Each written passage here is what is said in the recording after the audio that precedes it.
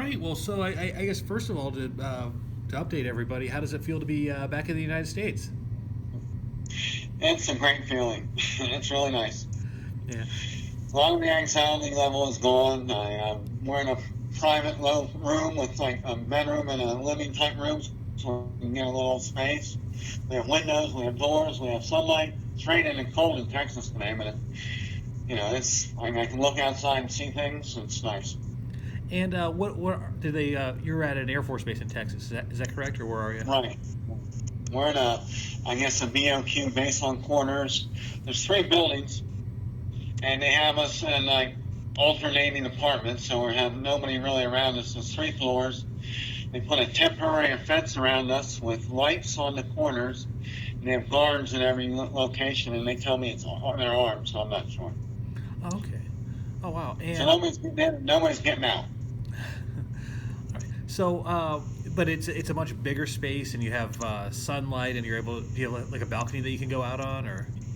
Yeah, and we can walk around the grounds, but yesterday when I was walking around the grounds, I saw an ambulance there, and they hauled three people out of here. And I found out on the TV that only one of those people were positive, so I'm more likely to just stay inside. Right. They come to the door and they drop our food off, and then the doctors come to the door and they take our temperatures twice a day. And today they said they're coming back and doing actually a throat culture test, which we thought should have been doing that when they won, but they weren't. Okay. And we just froze up just a tiny bit there. You said they just took a throat culture test, and then. They're planning on doing that today. Oh, they're doing that today. Okay. All right. And how do you Right. and how do you feel? Do you feel good, or? Yeah, I'm fine. Okay. All right. And Bored. I'm a bit more watching TV and reading. That's about all there's to do with my phone. it's a much better situation than a 10 by 20 cabin, then I'd imagine. It's true. Yeah, but no, people aren't knocking on the door 15 times a day either. I mean, the ship, that's how they, in community, knock on your door and they hand you something. They knock on your door and hand you something. Here we have very limited contact with anybody, so it's terrific that way. And is it a hotel, or is it like an apartment building that you're in, or like a barracks type of thing? It's like a barracks on camp on the Air Force Base that visiting people would come and stay. So it's more like a hotel. Okay. All right. And take us back just a few days. Then, can you talk about what it was like to finally disembark from the ship, and what the process was like getting back to the United States? That was like on Sunday night at midnight in Japan. We got on the bus. They had there was like 12 bus caravan to get us to the airport. And they had, the roads blocked off. They had lighted police in front and back, and it was like, we get there. It was a 6.5 hour process from when we got off the ship until the airplane took off. That was a nightmare. The Japanese people collected our passports when we got off the ship, and then they gave them back to us instead of keeping them my bus load. They just put them all in one big pile. So the State Department from the American had to go through every bus and read off your name and get our passports back to us. Then we got on this really large 747 transport plane. We had to walk up a ramp and find these seats, and the seats were in there. They have them, how they have the slide those big aluminum things in and lock them down to the floor of these airplanes. They were old seats and so forth, and we were fortunate. My wife was on before me, and she got a seat. It was an old aircraft seat that happened to be big like the old one, so it was nice and it was big. When the airplane was cold, they had porta potties strapped down inside of it. They had coolers of food, of beverages, and they had box lunches that the Red Cross gave to us. And they also had a tented seclusion area. So, and it was 12 and a half hours of flying. They took our temperatures, and then people that proved to have a temperature, they took them into an isolation area. And from what I found out, there was 14 people, either from that flight. There was two flights, one to California, one to Texas. We were on the one from Texas, and we didn't know where we were going.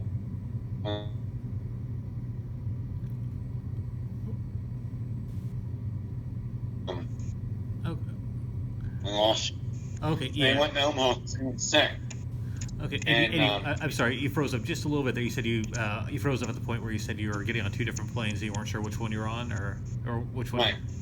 or you knew which one you were on, When but we you were, didn't know. when we were in the air, they told us we were going to Texas. And then when it was time to land in Texas, they say you can't land because there's too much fog. We're going to Dallas. We're going to sit on the runway in Dallas until the fog went away. Well, then the plane touches down. They say, oh, we made it in San Antonio. So we went to a big hangar and they processed us in. And we went through a health screening there. And we went through immigration. And we got a room. And then we went, the Red Cross had food for us. So we sat there and waited for the bus to take us over to our rooms. And at that point, it was everybody was pushing and shoving it because everybody was out on edge. And so my wife and I got in the very back of the line and we sat and like trying to decompress because we were pretty well fried by then. And so then we got onto the last bus over to our housing. We got our baggage and we went to our room and then all the anxiety level dropped considerably because we were away from everybody, which is nice. Right, and now that you're settled in your room, everything's a lot better at this point. Exactly. Yeah. Yeah, we can see outside. I see, like trees and bushes and shrubs and that, and we don't have to see anybody. Like they knock on the door 3 times a day with meals, and then the doctors come twice a day, and so it's like you have that intrusion and so forth. And we have separate rooms we can be in if we want to be apart. And it's definitely a lot nicer. And how long are you going to be there? 2 weeks, they tell me. Okay, so 2 more weeks there, Right, yeah. and then you Today's day 3. Today's day 3 if we count Monday, and I'm counting Monday because we got here real early. So I don't know exactly what the officials are counting as 14 days, but it seems like Monday should have counted as one because I was up for like 48 hours. Right. And in that, just back up just a little bit, that flight back, that probably wasn't all that much fun. I saw the photos. You were wearing masks and the whole way, or wearing masks. It was cold. We had blankets and coats on, and then it warmed up after a while. And the walk over, the back and forth, there was, it wasn't it was transport, but not for people. Right. And they're disembarking now from the for the Diamond Princess.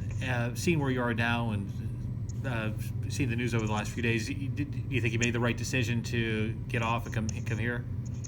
Right, definitely. Any American that was on the Diamond Princess and stayed that proved their test negative, they can get off today, but they can't come back here until the 14th anyhow. And then if they come back here, then they have to go through 14 days on their, somewhere. And I don't know if any airline will fly them back or not. So, we're glad we're here. Some people think we're staying there for, I don't know why they're staying there. Right. But you started the new countdown here, so you'll be home all the sooner. And those people that come back after the 4th of March, they have to have 14 days anyhow. So that's that's another month completely. That would be the middle of March instead of the beginning of March. And are there any American amenities that once you got to the States that you're able to take advantage of? Any food or anything like that? No, that's the terrible man part. If whoever's contracting for our meals, they gave us 3 Chinese meals in a row. And it's like, I don't want Chinese food. I want, hamburger or a brisket or a barbecue or whatever. And, I tried to call the food service people and I wasn't able to get a number for them. And I was like, come on, guys, this isn't something they should be doing. It's like, when I talked to Congressman Perry yesterday, he thought I should be insulted that they're giving us Chinese food. It's like, we don't, I like Chinese food, but not now. Right. Right, so it's like a hamburger or something. Yeah, right. I'm in Texas. I want Mexican or brisket or barbecue or something. All right. And what are you looking forward to most about getting back to Dillsburg? Just being at home. Yeah. Sitting down in my chair in my my living room and looking out my windows and relaxing. And over the last couple of weeks here, have you still been able to keep in touch with all the folks back home through Facebook through phone More so calls. now that I turned my phone back on. I didn't have phone service before, so I'm able to talk to people, and so it's a lot more, communication and so forth. All right. And then what's the next step for you? Is it just waiting until it's time to go home, or anything? Right. Yep. There's nothing we can do here except wait. Okay. What's interesting, the judge in San Antonio is making a lot of noise about he thinks the CDC should be keeping the sick people here on base because he thinks we're jeopardizing the hospital workers in this town, which I understand what he's saying, but that was big news last night in the local news. So they're questioning whether they, should be bringing us there. So that might be a controversy going on right here in San Antonio. Oh, really? Oh, wow. All right. Well, yeah. Now that you've been, just another quick question. I'll let you go here. Now that you've been kind of the center of this worldwide news story, is there? And I've asked you before what you learned from the experience. And are there any new lessons that you've learned, or is it just it's over? Oh, time to go home. When you think it's never going to happen to you, and it happens to you, I mean, it's just it's mind-boggling that this whole thing, and it happened to us. But you always read about things happening to everybody else, and right now I'm one of those everybody else. Right. And you're still going to take another cruise later on at some point, or you're not going to? I don't see why not. It's not.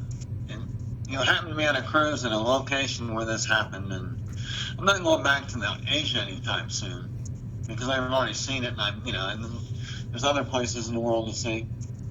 All right.